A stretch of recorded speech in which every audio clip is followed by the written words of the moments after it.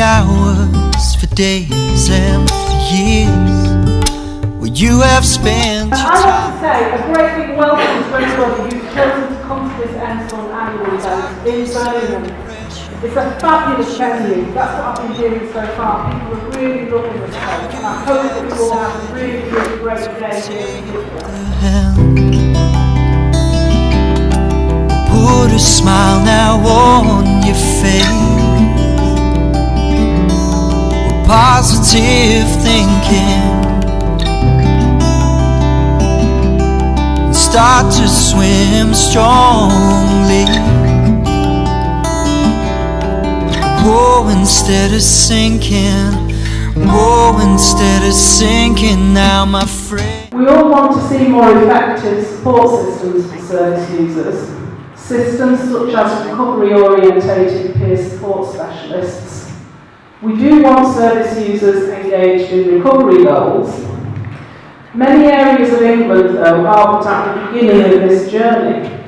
So, to witness long-term mentally ill people, people with mental health issues, who have had none of this, really, who have lacked recovery support in the community, be ordered into health assessments within the first year of the coalition government, health assessments that have operated so badly in some areas that there are now clinical staff before the General Medical Council having misconduct hearings, I would say, and not likely, that that is a travesty, and there is shame, not success, in some of this action of government.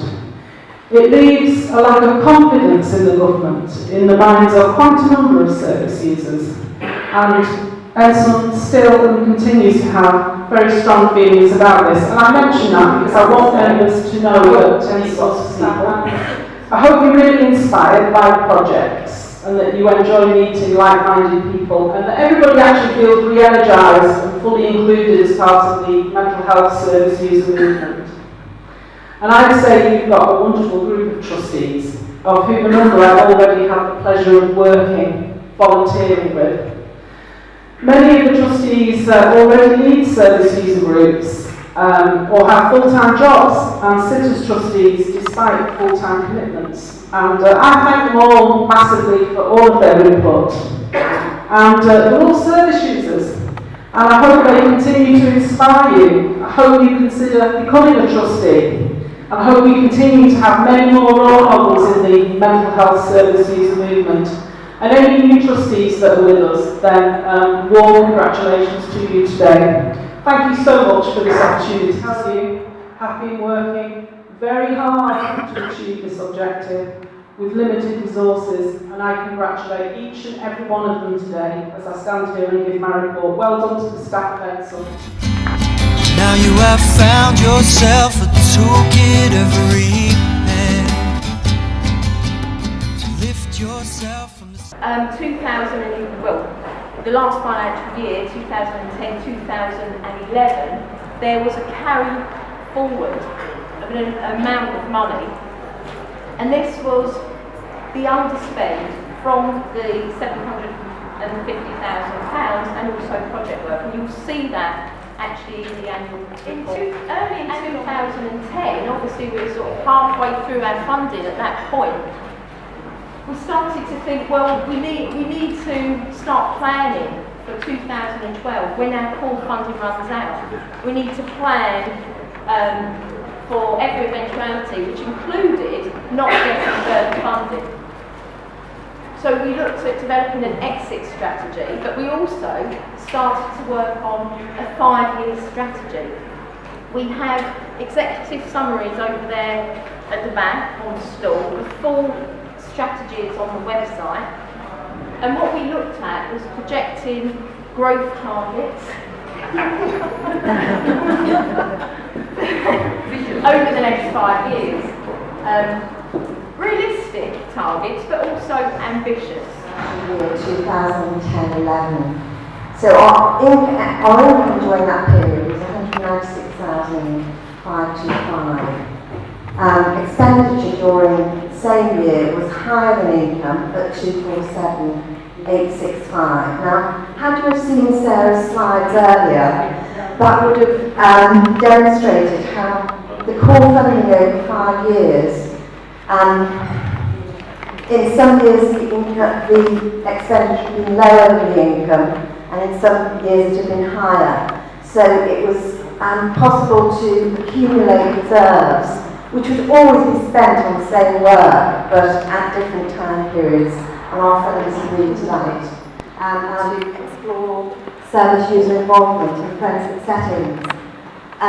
Little did I know how difficult it would be to get that information from secure hospitals.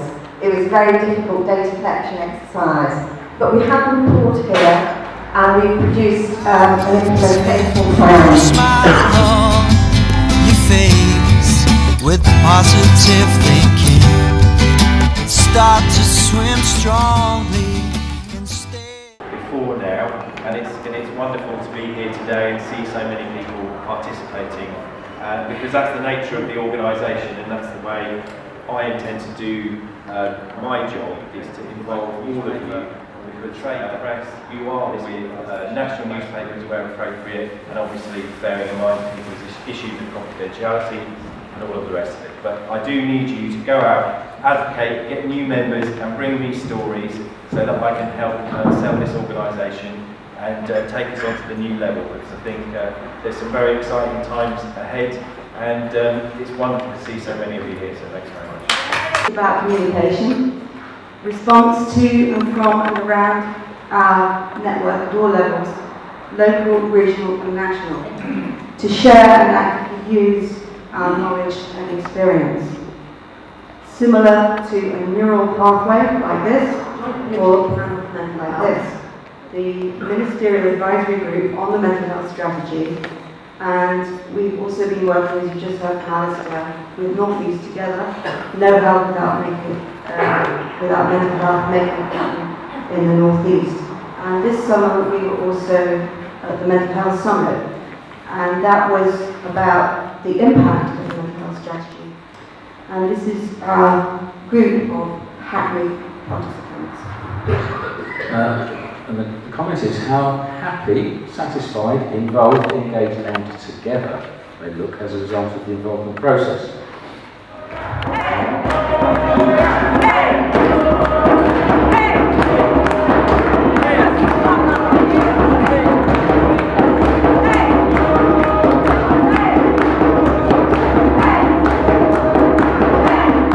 Around 230 people on the network. That in itself is a testimony to the fact that people are really interested in using personal experience in research, etc. And the range is wonderful. There are people who are just beginning to look at research as something they might want to do and wanting to learn, to people who actually teach research at universities. So, there's a whole range of... Dancing to our own tunes, reassessing Black and minority ethnic mental health services for movement was one of the first pieces of work that NSUN commissioned right at the start, 2007. I'm fine.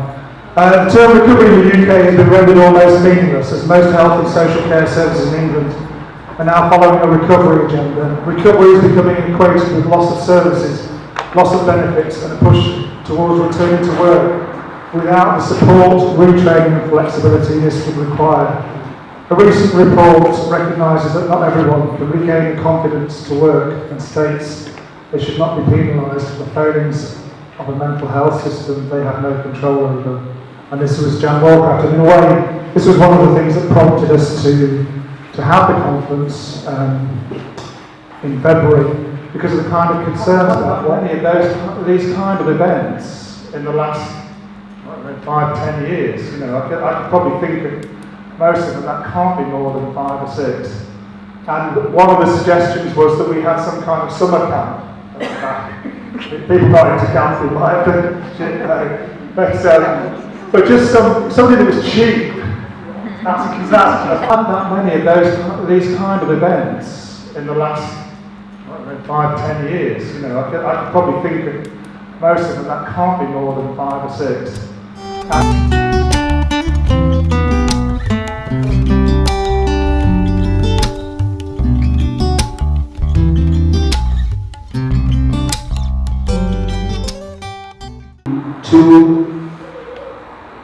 to which, in our opinion, attention should be drawn in order to enable a proper understanding of the accounts to be reached.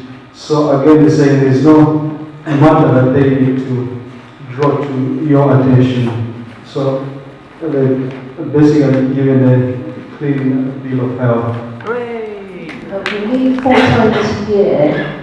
At the moment, by popular choice, it has actually been London, which was a choice of people coming from many parts of the country. But we're now looking at that because what's beginning to emerge is it might be useful, for example, to have 2 meetings in the north of England and 2 in the south. What it's about, and I'm sort of taking the lead with it in partnership with Sarah and NSUN, is to look at how well service users think the care programme approach helps them to recover, which seems a really important issue right now. Some of the reasons for doing it is that sometimes service user ideas for recovery and professional ones are just so different. So peer support for me seems fundamental to what makes a difference. We are the experts in terms of helping people get better. It's a small project, and one of the things we're actually looking at is building some kind of structure. What is the next step from being a 10 hours a week peer supporter? Where do you go from there? There are a lot of them I'd love to get more involved in a lot of the other things Capital does as well. Some of these, anyone wins Euro Million?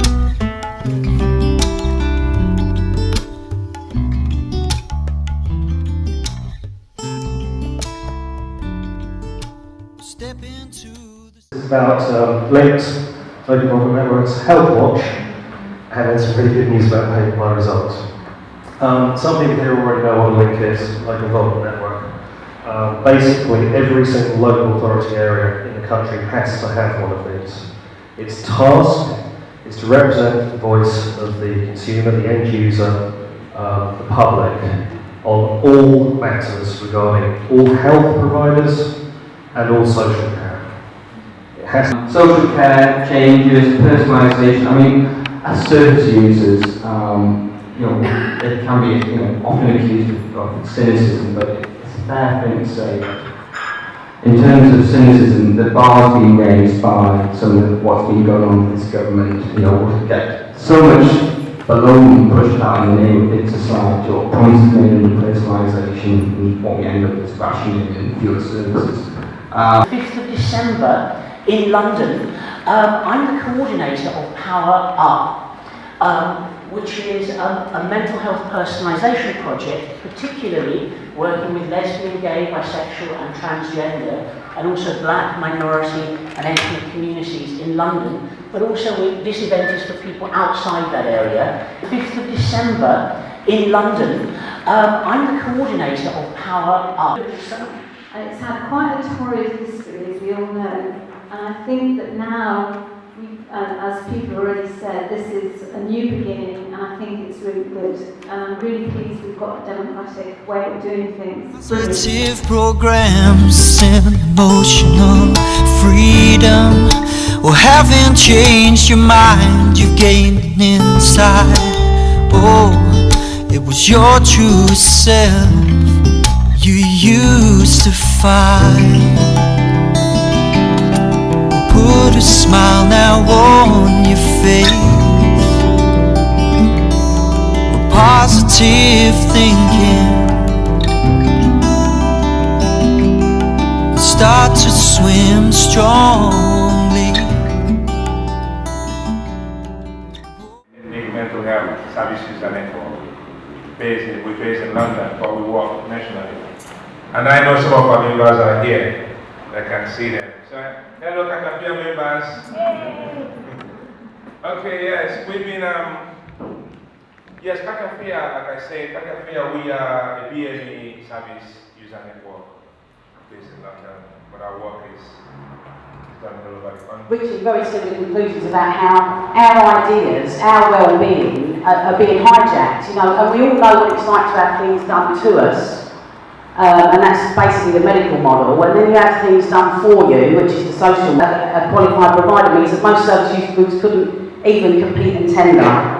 So there's something about business practice, and for instance in America, which is not known for its liberalism or radicalism, even under Obama, what you've got is the market forces, which is Medicaid and the pharmaceutical industry, put aside a percentage of the money spent on provision for innovation, so that service user-led initiatives are guaranteed to be implemented. There's also regionally, nationally and internationally, we will do it for ourselves because that's the way that we know will work for us. Because to get resources, many of us in our service user groups locally are turning into being small providers of whatever schemes, peer support, getting paid to provide your voice, becoming researchers, trainers. We've all ducked and dived the after-dailies of the social care movement to make sure that we survive and get some tiny grains of crumbs off the table. But if we become the small providers, will that make us the next generation of the voluntary sector? And if that's the case, do we still remain a social movement? And these are the questions we have to answer, because I'm very worried that we could actually become small providers up and down the country and not be the social movement that we need to be, because we will always have to kick arse, in my opinion.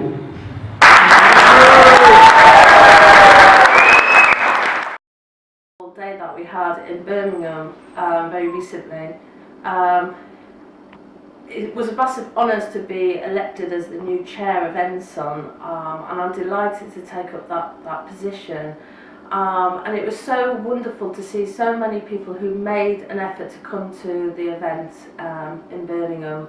It was a tremendous success, and I truly value all those who made the effort to come, participate and listen and take part in every aspect of the day. And reflected on all of the different people who presented that day. We heard so much of the valuable work that different people connected to NSUN are undertaking at the moment. And I think what can be difficult at times, when you think of the nature of the work that we do, is very much like climbing a massive mountain. And sometimes the mountain can seem so big and the challenge to be so huge that it becomes too much if you look at what's ahead of you all the time. So I think it's really important that days like the members event give an opportunity not to look forward up into the future, but to look back and take account of where we've come from. And having been involved with NSUN since it began, I can see that we've come through many different obstacles, and the work that we do now is testament to the massive challenges that we faced. So taking a look back down the mountain, we can see that the view has changed significantly, but each step is as beautiful and magnificent as the next. So it remains for me to say once again a massive thank you to all who came, and I look forward to working with all the staff and trustees of NSUN in the future, as well as all our valuable members.